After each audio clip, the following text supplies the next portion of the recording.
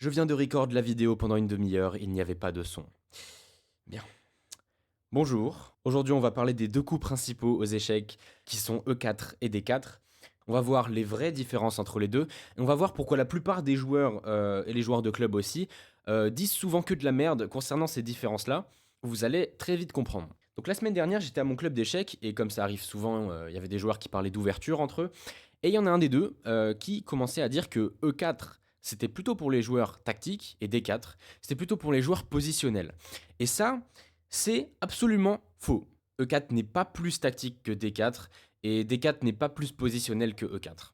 Le seul truc qui est vrai par rapport aux différences entre les deux, c'est que E4 va plutôt donner des parties ouvertes, ou en tout cas semi-ouvertes, et D4 va plutôt donner des parties fermées ou semi-fermées. C'est tout. Vraiment, c'est tout. Tu ne peux pas choisir entre E4 et D4 en te basant sur ton style de jeu, c'est-à-dire est-ce que tu es plutôt tactique, est-ce que tu aimes plutôt l'attaque, ou alors est-ce que tu es plutôt positionnel et tu aimes un jeu lent.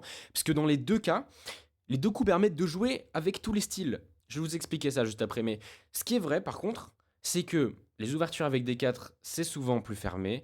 Souvent, c'est moins violent dès le début de la partie, parce que le conflit met plus de temps à arriver. Par exemple, il y a moins de gambits directs avec D4 qu'avec E4. Ça arrive, mais ça arrive plus tard dans la partie.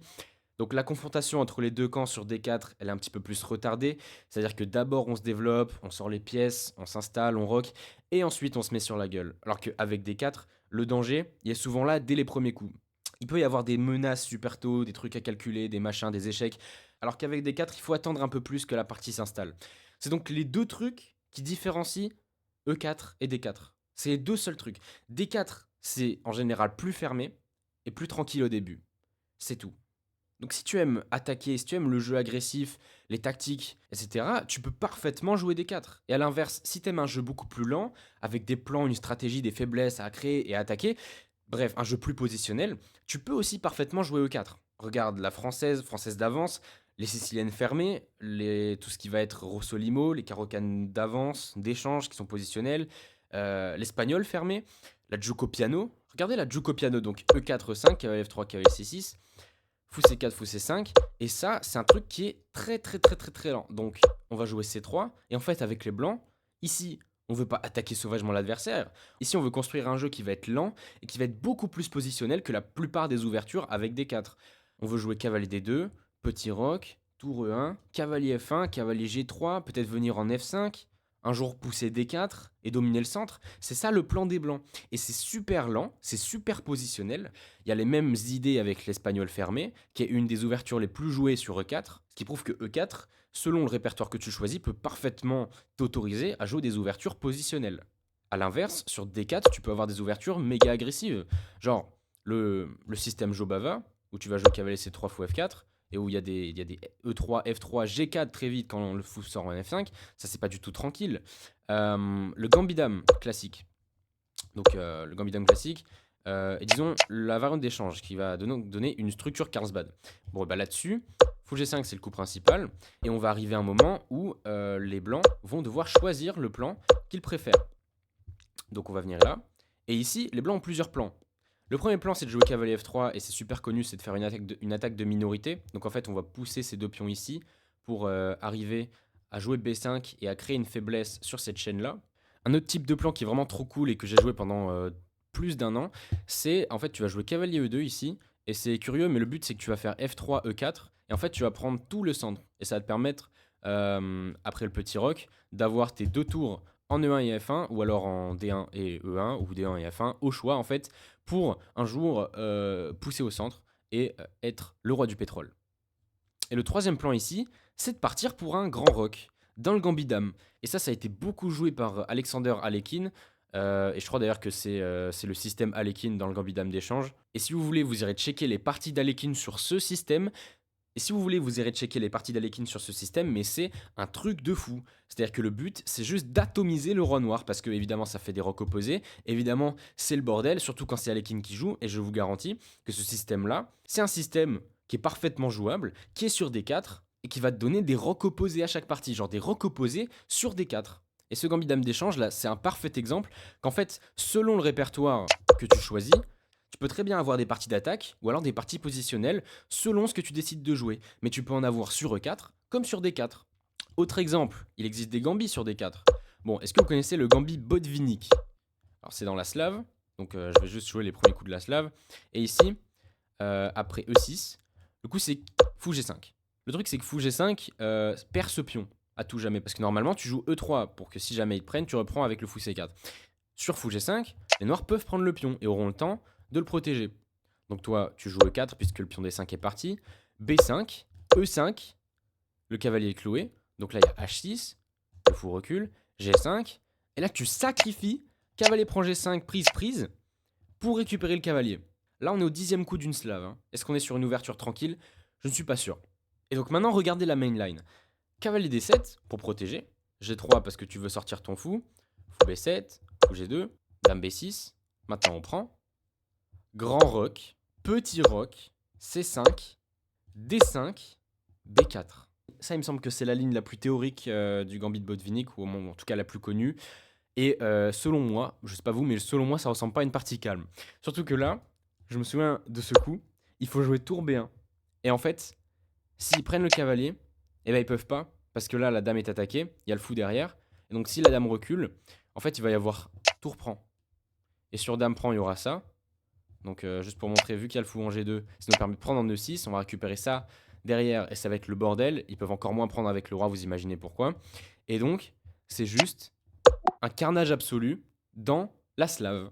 Pour l'instant, je vois rien qui pourrait déplaire à un joueur d'attaque. Et d'ailleurs, Kasparov, qui était genre le meilleur joueur d'attaque de l'histoire, a joué D4 pendant toute sa carrière. Et à la fin de sa carrière, il disait qu'il préférait D4 à E4 pour les blancs et que D4 donnait plus de chances de gain aux blancs. On a Karpov, le joueur le plus positionnel de l'histoire, qui jouait une fois sur deux E4, qui jouait une fois sur deux la Ruy Lopez fermée. Bah oui, c'est normal, c'est positionnel. C'est normal puisque E4 permet de jouer des parties positionnelles. Je pense à Capablanca aussi. Capablanca, un joueur où toutes les parties étaient tranquilles, logiques. Tu te demandais même comment c'est possible que les parties soient aussi logiques. Il jouait la Gioco Pianissimo. Genre, la Gioco Pianissimo, c'est pas la Gioco Piano. On parle de l'italienne que tu apprends aux enfants avec cavalier F3, fou C5 et cavalier C3. Capablanca jouait ça. Je ne connais pas de truc plus positionnel que ça.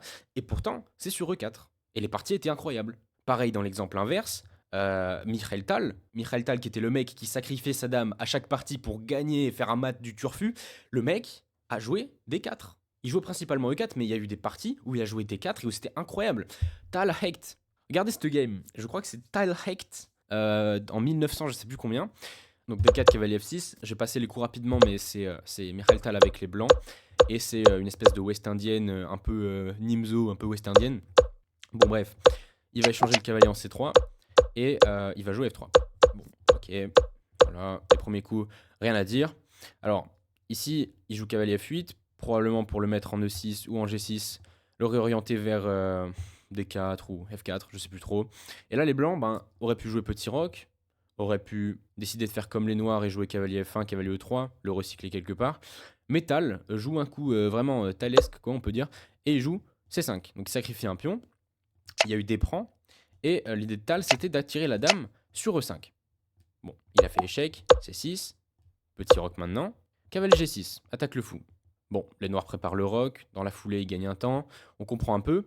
Et on comprend aussi maintenant pourquoi les blancs ont voulu attirer la dame sur E5. Il joue cavalier C4 et gagne un temps dessus. Maintenant, il y a eu dame E6. Et là, les blancs trouvent encore un coup pour maintenir le roi au centre. Et ils jouent E5. Alors E5, c'est super chelou. Parce que le fou est attaqué.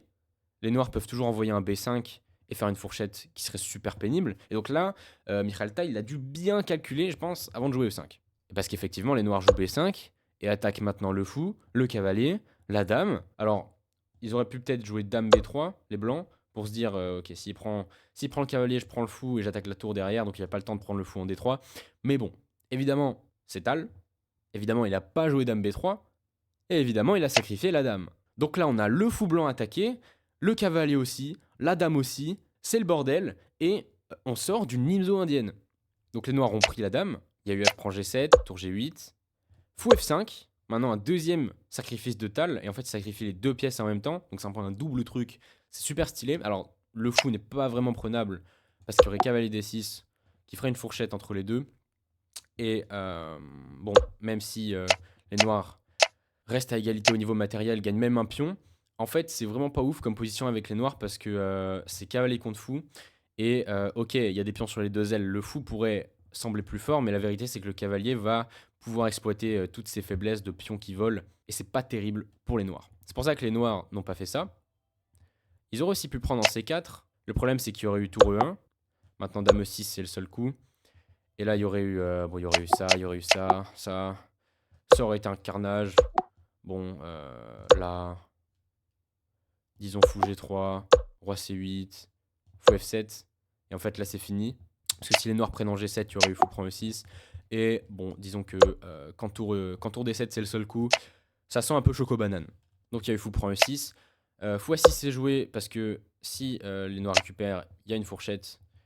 Et c'est la fin des haricots pour les noirs. Donc après, fou prend fou A6. Maintenant, cavalier D6 quand même. Roi E7 attaque les deux. Fou C4 pour s'échapper de justesse, parce que si roi prend, on va bouffer lui, et si lui bouffe, on bouffe lui. Maintenant, il y a eu tour prend G7, on attaque G2, G3 protège. Les noirs ont pris en D6, donc on a pris en A6.